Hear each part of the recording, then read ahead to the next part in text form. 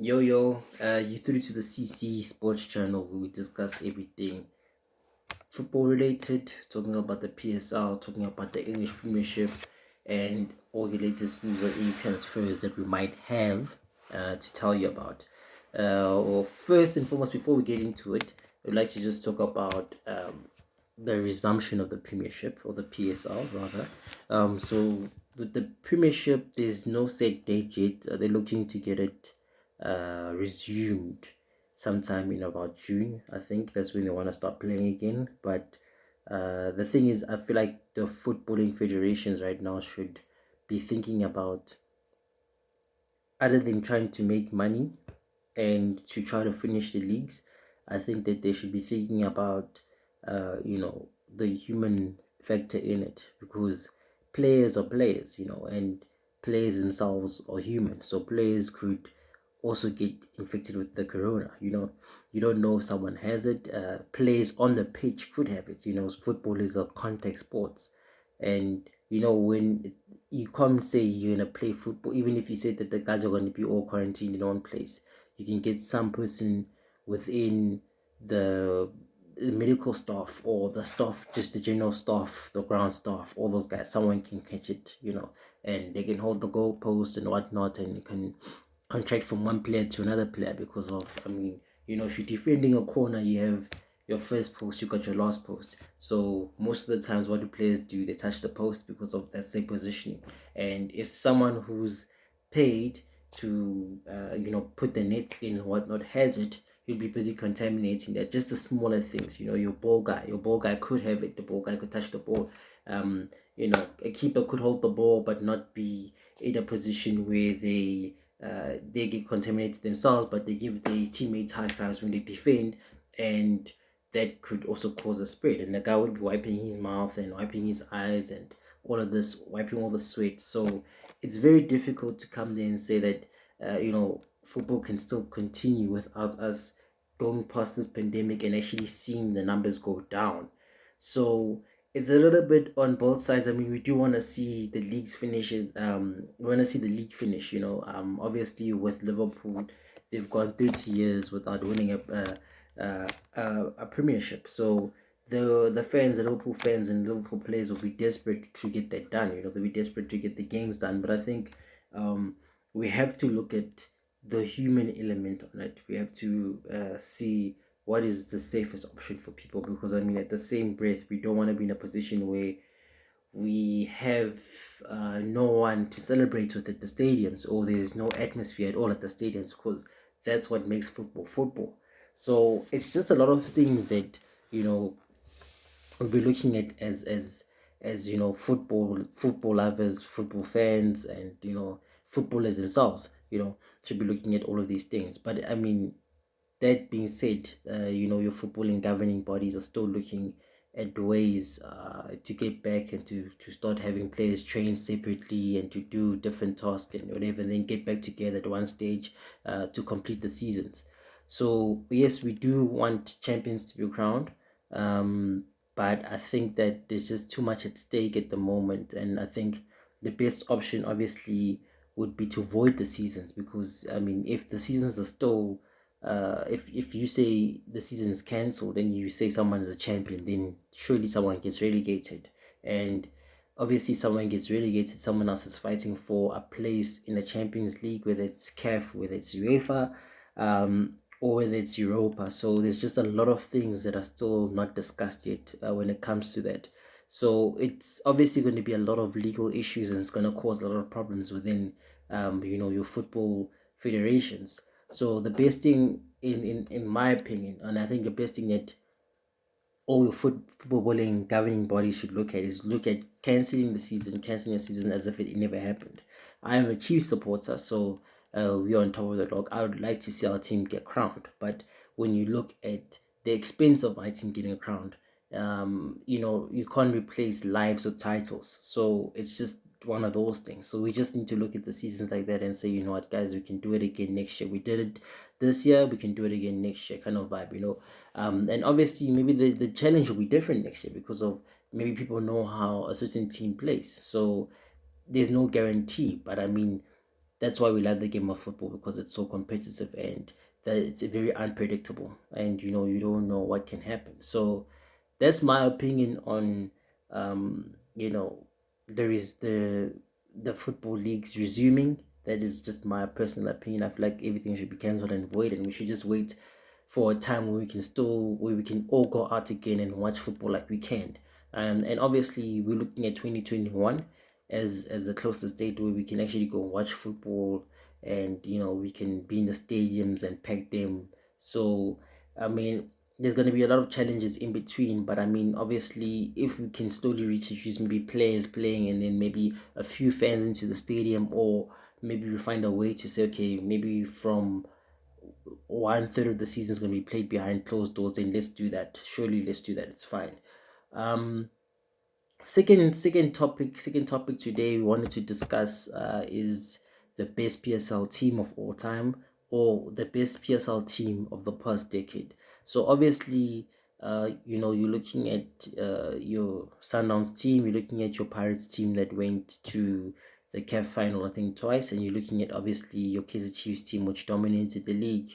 And we just want to talk about some of the best players, and I'd like to get you guys' opinion on this, because I feel like we've had very good different like very good styles of play, within the last 10 years. So I'm talking from post the World Cup to 2020. I mean, we're looking at teams like, just before we went into the World Cup, I think SuperSport had won the league 3 times in a row, and I mean that was just like crazy. And your top teams, that's your Chiefs, Pirates, Sundowns, they were not performing. And then next thing, in the next decade, you had Chiefs, Pirates, Sundowns dominating the decade. And then obviously the resurrection of Bidvest Wits, obviously Gavin Hunt being a serial winner, and that managed to get that team firing to a title.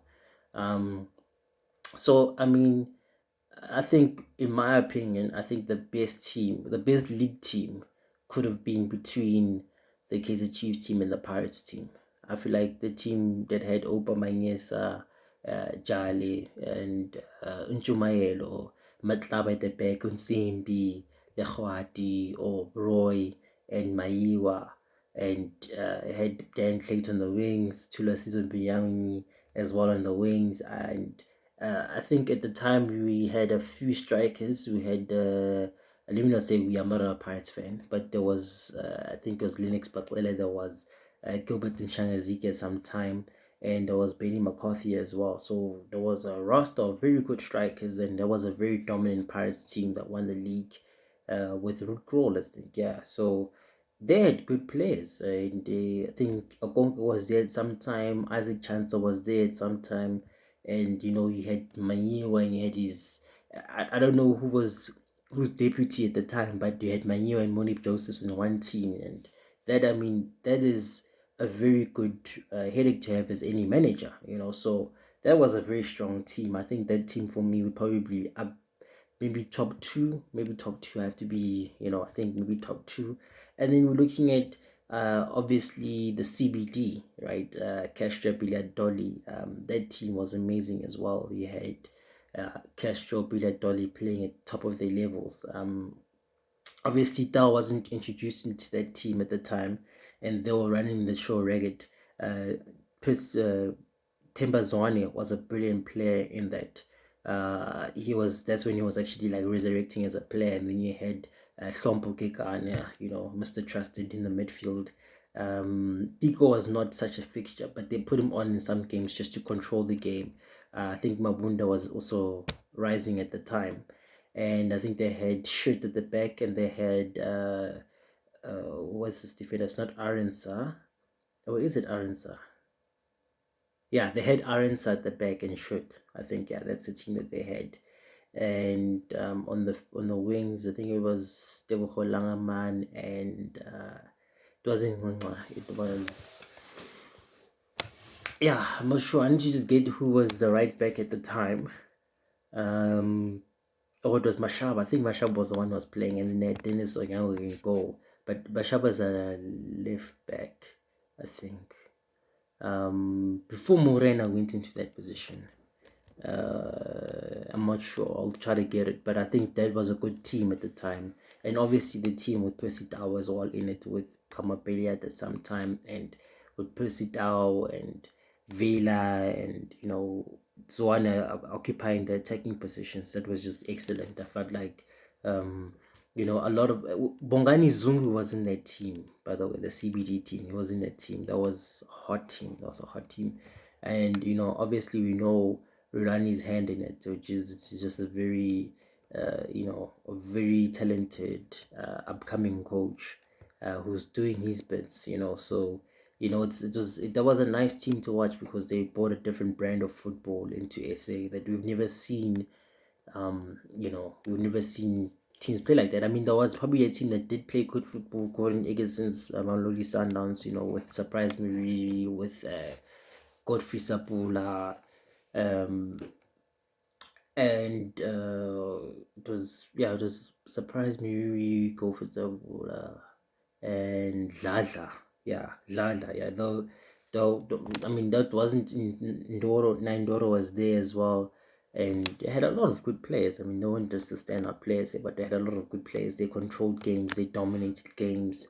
I think Peter Ndlovu at the time was coming to his end, but they had a very good team. And then you look at the Chiefs team. It was coached by Baxter. When Kasande was bought from Ajax, I think he was bought as a winger from Ajax, and then he was converted into a central defensive midfielder by Baxter, and the partnership between him and Yeye Lituanyane was just like the best. So obviously that time we had the Wand, which is Parker, played fantastically well in that season. You had Kingston Ngata. I think Kingston Ngata was there. He was a very good striker for us. Yes, a lot of fans got on his back because he didn't score much goals, but he did so much for the team. He gave the team so much going forward. He chased things down. He would press from the front. He had given us energy, so teams couldn't play out from the back when they were playing against Chiefs. And what would normally happen is that we'd get the ball back in any case, and we'd win the ball in a very advanced position where there's not much for us to do but to finish the chance or to finish the counter or whatever. And I mean, that team was such a brilliant team because it was so well balanced. So you had Nkata playing at the top, you had Bennett Parker floating within that number 10 area and any forward line. You had Shabalala on the left, you had Shabalala on the right, you had Libisi on the left, and then in the midfield, obviously, you had Kasande and Litulanyana, which obviously sometimes Maluleka would go in there. I think Lala played a few games in there, but he was also at his, at his ends at Chiefs. And then at the back, you had Mdalwandao Mato, which is just an excellent signing from Bloemfontein Celtic. I mean, I think that's one of the best transfers we had in a long time at the time when he came, and we had Tefu Mashimaite as well from Bidvest, who was just fantastic when we bought him. We bought Mohan Gold as well in that season, and we had like three fantastic defenders, and we were just always on top of our game defensively. We had Tebo Masilela on the left, we had Sponi Sokatko on the right. So the team was very much defensively, it was very strong. We knew if we score one goal, we're probably going to win the game because that's how strong we were as a team. So that was just awesome. That was one of the best teams. It was one of the teams when they score, you kind of feel like they've won the game already, in which they did. I mean, we also had Mulek on the bench as well when he was from Celtic, and I think he was one of the rising stars at the time. Defensively, one defender that can play on both sides of the pitch. Basically, he was very quick going up and down, and yeah, man. I mean, it was a good. That was a very good team, very dominant team. And then you got the team again when we did it for the second time. I think in between we put Knowledge Musona, who was a very good player, a Chiefs legend, basically. But we couldn't win with him, and the following season then we decided to do things differently. We had Riziki in, we used Bennett Parker sparingly, not as much as we did before. And then Tifo Mashimait was more of the commander, and Morgan Goldfall on the bench with Matoa playing at the back with Masilela and Spuni Sogata. And we had a very good team at the time. We had a lot of players. I think Malulek was more emerging, playing more games than before. We had Richie as well playing in our team as well. He did a good job at left back at times when Masilela couldn't play, and he had a good left foot on him. He could whip in the ball. And obviously Shabalala the King, he was doing his thing. So that was one of the best teams. But like, I don't know, you guys could like maybe give me a vote and tell me which was the best era of teams that you saw in the last 10 decades. I mean, in the last 10 decades, sorry. In the last decade. Yeah, but I mean, yeah, just let me know which is the best team you guys have seen, and which team do you think has done the best work in terms of the teams that have come up. I think a big shout needs to go to um, Baraka. Baraka came up. They've been up. They never close to relegation. They play a fantastic brand of football. They're doing things differently, and they stay up. They've been up for a while now. I think they need to get a special mention in as well. They're doing a good job. Um, and then obviously you got your Maritzburg. They always want to be part of the party or spoil the party. That kind of team. Um, Not my favorite team, just mainly because of I'm a Chiefs supporter, and there's nothing to do with them as a team or anything. I think Coach Tinkler does a very fantastic job setting up their team to uh, to just hanging games, to defending games, to take moments in the game and make them, make use of chances. So they are very, very, very good team when it comes to frustrating. Because I mean, they have Jeremy Burke in the team, but it's not like they score prolifically or whatnot. They just know how to play the game well in phases, and they do it, and they do it with no they're very comfortable. You see Kulu and them at the back, and Nazir Ali. They play very confident at the back. They're very comfortable. They've got a very good keeper, and I mean, they've got good players in certain positions, and that works for them. Going forward, obviously, Clausen controls a much of the play in the midfield, and Judas Mosamedi, he's just someone who gives defenders a nightmare, and it just works for them. They know how to be aggressive when they have to be aggressive. They know where to play aggressive in the pitch. They know when in a game to attack more, and they've got that understanding. That's what I wish like most teams in SA could start playing that way. I mean, you've got your Sundowns who play in a certain dominating way, and then you've got Chiefs who play this very unorthodox strategy where they play on the transition, but they can also hurt you on the set piece. They're just flexible, but they don't play with any sort of control within the midfield. The ball's always just like it moves quickly. They don't build the play, and then you got Manyama who kind of makes that work, because of if he's holding the ball in the midfield, he's the one who makes things happen. He can either score, he can assist, or he can move the ball in the transition. So his creativity is the one that actually makes up for the loss of the midfield, because you just got two holding midfielders in Malek, who's now leaving, and Kasande, who are not players that would advance you like Munari from Vets. They're not gonna control the game, go forward and both play and maybe score a goal. On that subject as well, I just feel like in SA, I think maybe there's a few midfielders who play this way. I mean, you've got Gegana, who's predominantly a central defensive midfielder. With the skill of players that we have, I don't believe we have a lot of creative midfielders, but we don't have like box to box players, that are in any case South African born players. I mean, Mabunda was, but he's more defensive. You're not gonna get 10 goals from him. So it's a weird thing that we don't have a box to box midfielder, like someone who has the running ability of a Decore or a Ndidi or Yaya Toure who goes into the other half. Unless I'm not there's someone that I'm missing out. There's no player that I feel like is box to box. I feel like Monare is an engine. He is a box to box player, but like I just don't feel like we have enough of those players in SA. We don't. We have like certain players like Clausen as a cam, Finchel attacking midfielder. He runs between the lines. He creates. It's a number 10. We have a lot of those kind of players. We don't have someone who can do the job backwards and forward, which is sort of alarming because it means that technically we don't create our players, to understand football as a whole.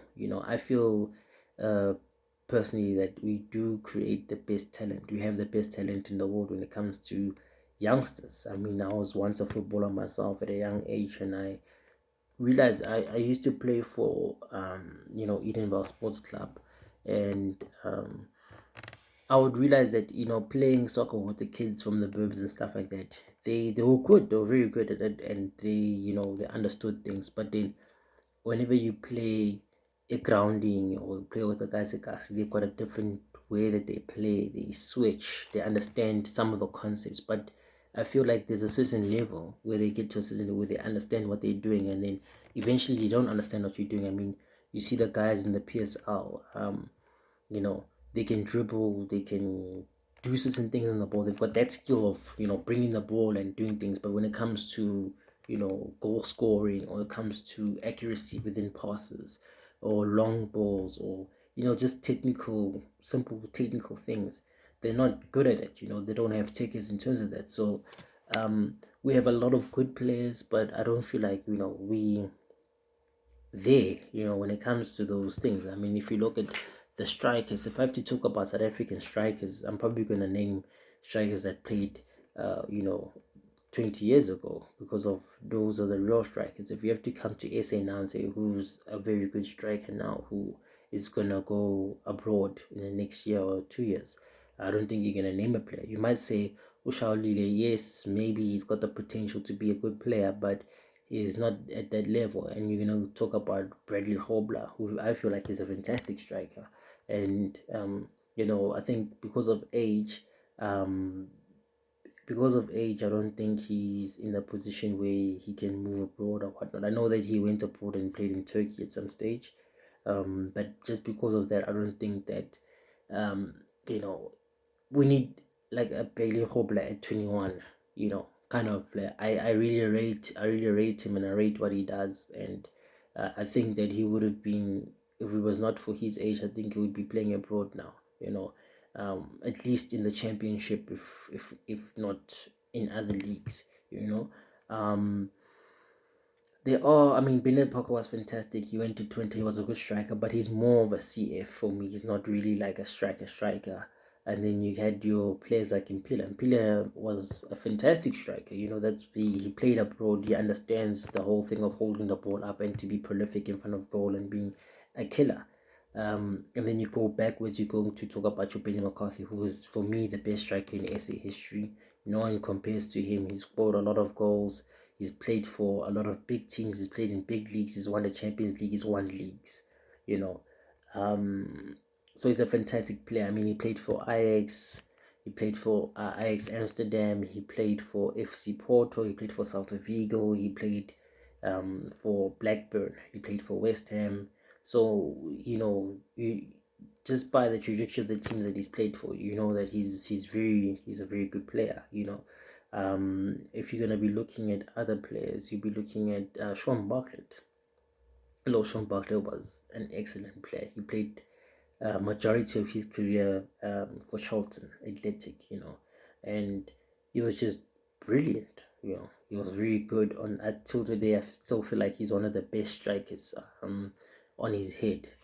And then there's obviously looking at your Mark Williams, who was for me excellent player. Fox in the box. He knows what to do, and he knows where the goals are. He doesn't have to look up twice. He just knows when he gets the ball. He knows what he's really doing. And then you got strikers like your Egersons, your your Hobblers, Bradley Hobblers dead. You got a lot of good players. So anyway, I mean, maybe there's some players that I didn't mention on this, but obviously this is my first show. I'm just trying to create some content for you guys. I wanted to engage. I don't feel like there's a South African show that discuss things when it comes to South African football and everything like that. So obviously, I mean, we love the leagues abroad. We love your La Ligas, we love your Premierships, we love your Bundesligas, your Liga, and I will speak about those shows, but I prefer not to speak about those shows as much. I would like to keep my content more local possible, at least 60% local, and then obviously 40% international. But that's what we're doing. So for me, from CC Sports Live channel, I'm signing out.